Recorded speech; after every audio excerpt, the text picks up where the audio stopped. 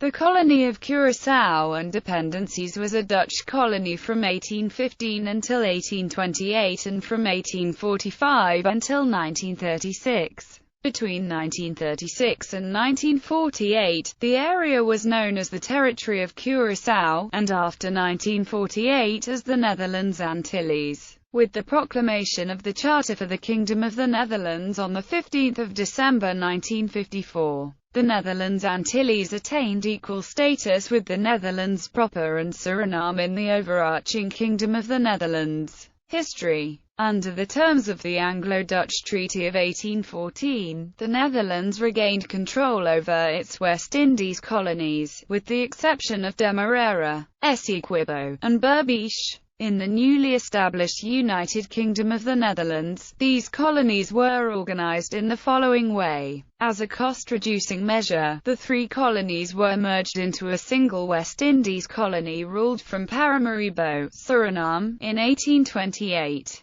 This proved to be an unhappy arrangement, causing it to be partially reverted in 1845. Sint Eustatius did not regain its status as a separate colony, however, and came to be ruled from Willemstad, Curacao Politics. In 1865, Curaçao's government regulation was altered to allow for a limited autonomy for the colony. The structure established in this regulation remained in force until 1936, when the first constitution of Curaçao was enacted. This new basic law followed on a revision of the Dutch constitution in 1922, in which all references to the term colony were deleted. In the new parliament established in the colony, the Estates of Curaçao, 10 out of 15 members were elected by popular vote, with the remaining 5 being appointed by the governor. Only about 5% of the population of both colonies was allowed to vote in the elections.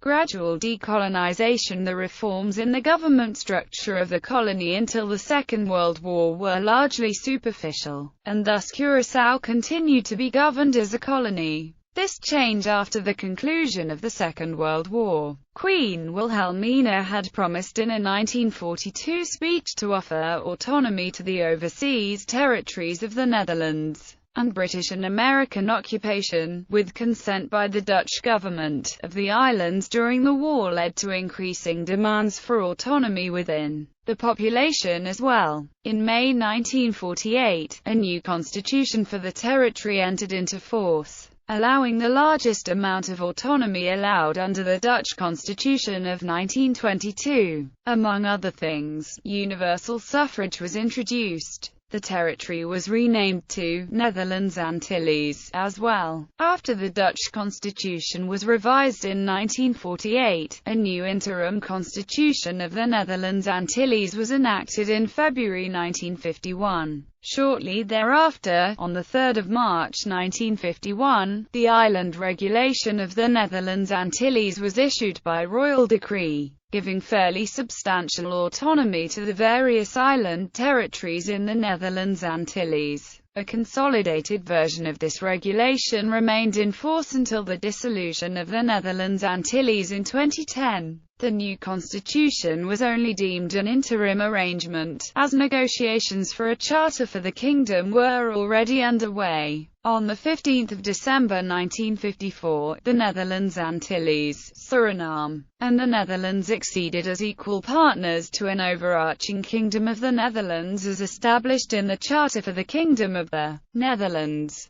With this move, the United Nations deemed decolonization of the territory complete and removed it from the United Nations list of non-self-governing territories.